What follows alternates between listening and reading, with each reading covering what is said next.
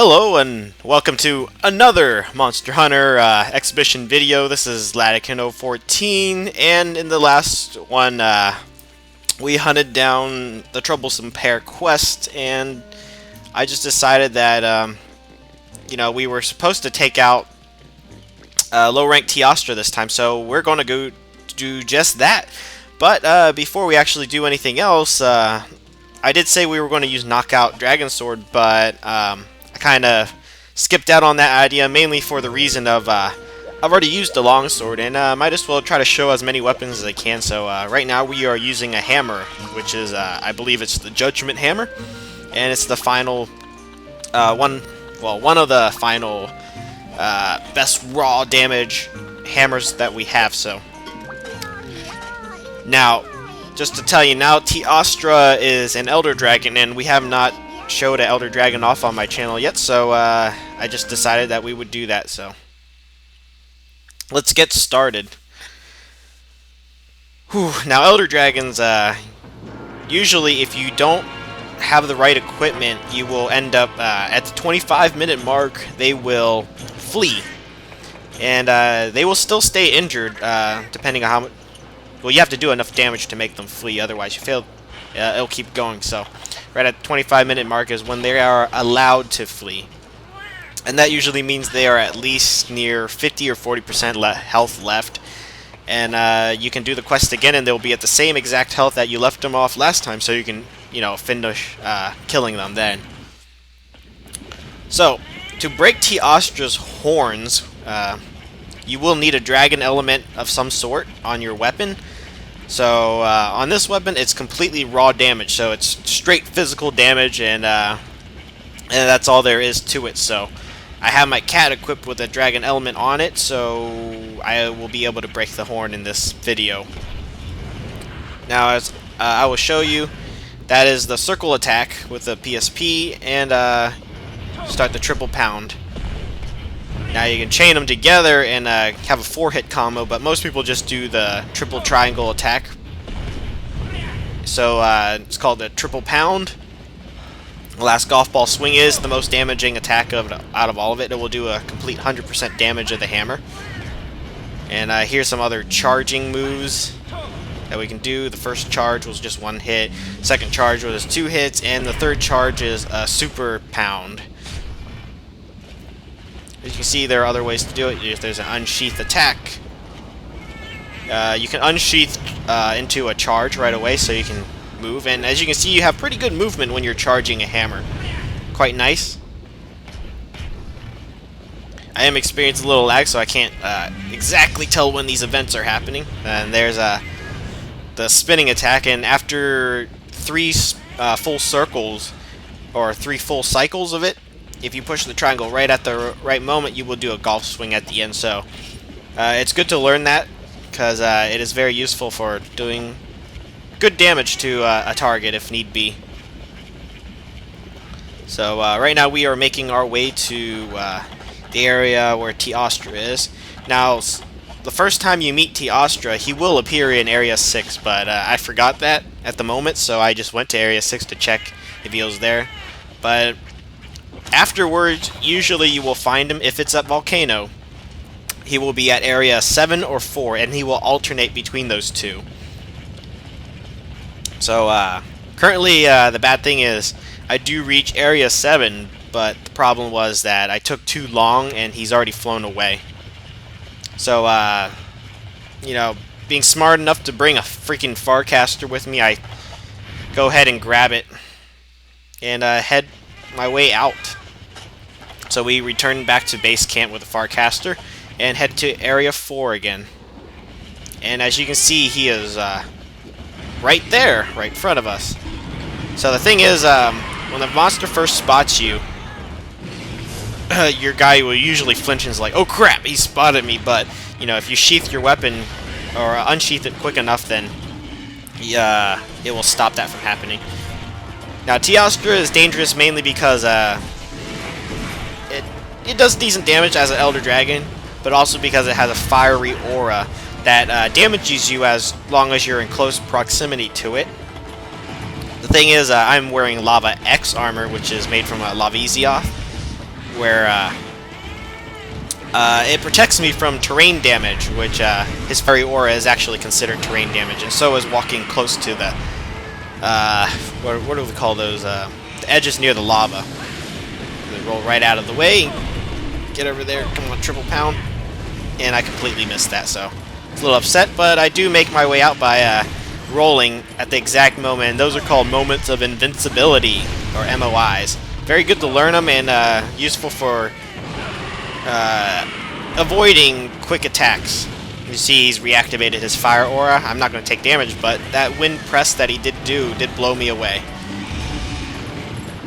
As you can see, he does this spark attack also, unique to both Lunastra and Teostra, as Teostra is the male counterpart and Lunastra is the female. Lunastra is blue, Teostra is red, and they do look a little different from each other. As you can see, once you learn the color of the powder he disperses, then you'll know if you're safe or you need to get the hell out of there. So as you can see, when he's down, you should stand right in front of his nose and start the triple pound, but point it straight at his body, not to the side like I did. Now every time these Elder Dragons, usually when they jump back, they always sit there and growl at you maybe 1 or 2 times. So it gives you enough time to take hits at their head. So I was lucky there. I knew it was red, but I was really hoping that my triple pound would stagger him so he would stop the attack animation he was starting. And it proved to work out for me, so that was always nice. And as you can see, he's angry, so he has an extra long flamethrower attack. You have to be at quite far distance or to his sides. So now that he's exited his rage mode, he's not as angry. He has a shorter flamethrower.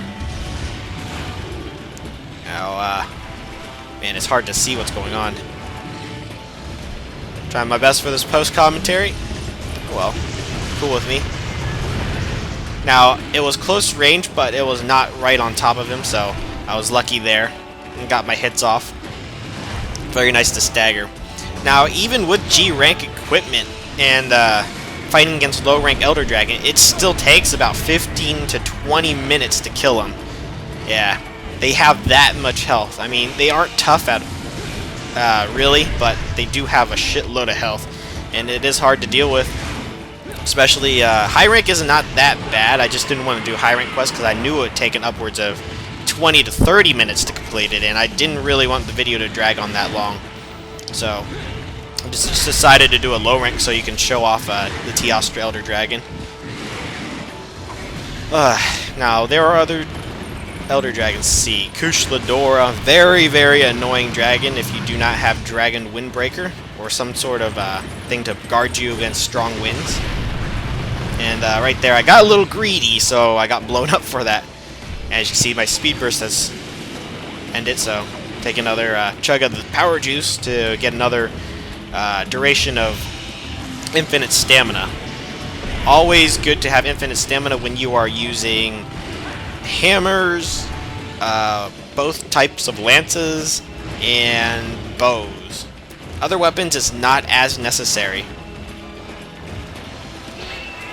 So, these have my Mega Potions equipped. Usually all I ever bring on quests is 10 Mega Potions, even on G-Rank quests. It's never really needed more than that. Now, you see the cat's doing its work. All I need is 1 point of dragon damage on its head, and I will be able to break its horn. So, the cat's already done its job. So all it's left is for me to actually do as much damage as I can to try to break it. And thing with all the Elder Dragons is if you break their horn, they will lose their special aura or special effect that they can do. As in the Kushladora I was mentioning earlier had the wind barrier on it, or wind aura. Once you break its horn, it actually doesn't have it any longer, so that is always very helpful. And same with Lunastra and Teostra with their fire aura, it will be gone. Now, if you don't want to waste health right away, you can also, you know, right at the beginning of this fight, I did throw those poison throwing knives to poison it and stop its aura for a while. Or it's just temporarily, and do some extra damage, which is never bad. And always good to carry flash bombs when you're fighting Elder Dragons. Do not forget them. Alright, so just gonna make my way back up to Area 7. As I said, they always alternate between those two areas. I don't know what else to really say right here. I mean, just trying to make our way there. Nothing really important going on. Just a cat making a lot of noise. But you learn to ignore that. I mean, the cat becomes helpful sometimes, but to me, more often than not, the cat causes me problems. I only take it on quests just because I keep forgetting to deselect them.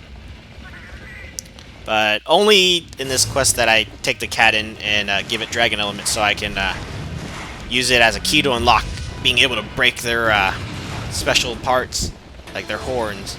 Now, you can cut a Teostra's tail off if you had a cutting weapon, but obviously I do not, and I have impact.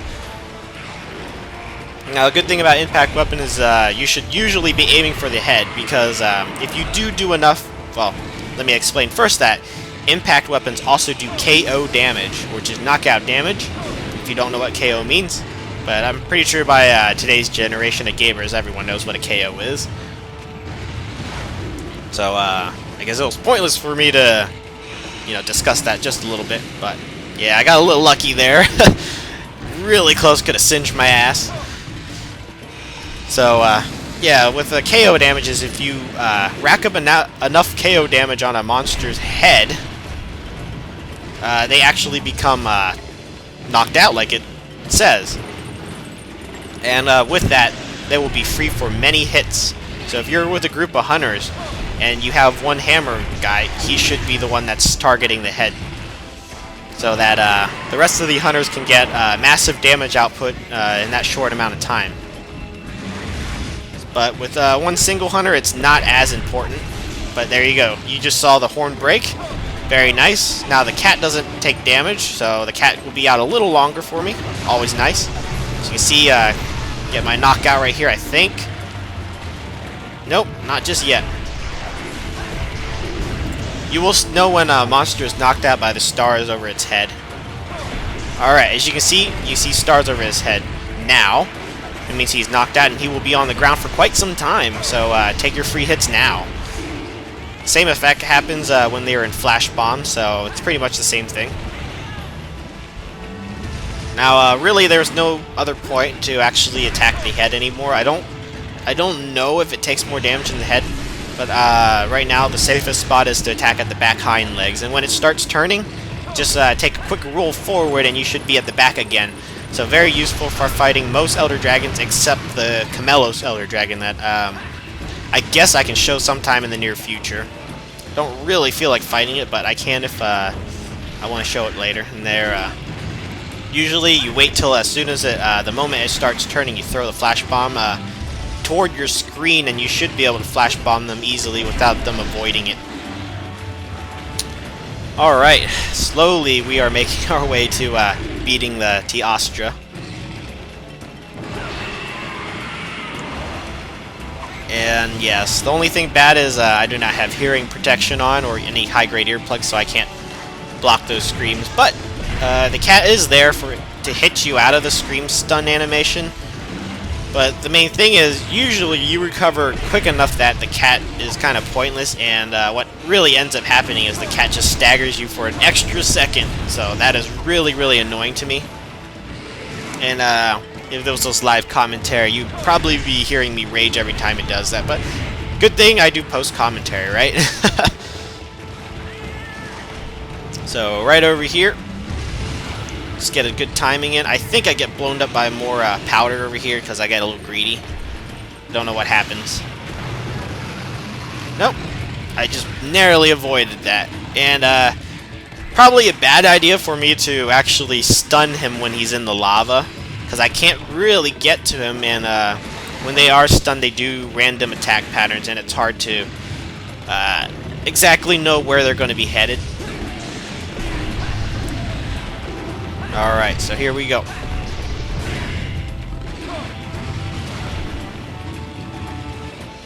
And as you can see, he's jumped out all the way to the middle, and sadly you cannot get out there. So what we're going to have to wait is for him to get out of his flash status, and as you can see he has, and wait for him to charge all the way back over here. Now I think he jumps at me and nope, he flies away. Okay, this is a good time. As soon as you're done fighting in an area and the monster leaves to go to another area, always take the time to resharpen, heal up, and you know, re-drink, you know, cool drinks, hot drinks, or power juice or mega juice that you're carrying with you, so you're set for the next fight. Now, where am I going? Oh, I go up to Area 6 because I saw the direction he was flying in, but sadly I was mistaken. As I don't follow my own rules because, you know, when you're in the middle of fighting, you can't remember everything right at that moment. Until it's too late and you're like, God damn it, I should have followed the rules. Well, they're not really rules, but generally the guidelines are that he will always alternate between 4 and 7. He will rarely go to 6, I believe, but, you know, it's not very often. I have my bounce bomb set, but I do forget to use them. So, because sometimes they fly up, you know, hover just above the ground. You can still hit them, but you can't really do as much damage as you would like to. So, as you can see, there's a Teostra limping, means he is weak.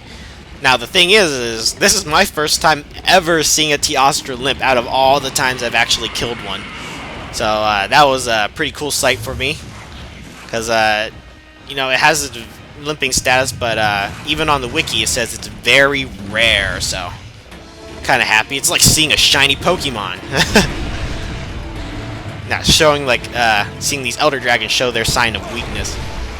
Oh yeah, also a good rule of thumb is to always roll after you're finished attacking, because waiting for the attack animations to finish is always slower. You recover faster that way. It keeps you more mobile. Do I make it past? Okay, I do. Alright, we are starting to near the end of this video. He will be killed very, very shortly. And I get a little greedy there. Oops. Oh well, what are you gonna do? Now, good thing he was doing the yellow powder, so that means it was medium to long range, so just stay as close as possible. And you should be able to avoid it. And yeah, I got hit by that flame because of my carelessness yet again. I mean, what do you expect? I just want to get this quest over with. I mean, it is starting to get exceedingly long, but thankfully we've cleared the quest, and yeah, that is low rank Teostra. You just keep going with the same routine I was doing for the higher ranks anyways. I mean, you might have to heal just a little bit more, but nothing that big. It's just the fight duration is just longer. So, you know, that's about it. So, thank you for watching. This is Latigan014. In the next part, I will randomly choose another monster for you to see. So, yeah, until then, I will see you next time. And I will leave you here with, to watch the rest of, what's going on in my reward screen. So, yep. Bye.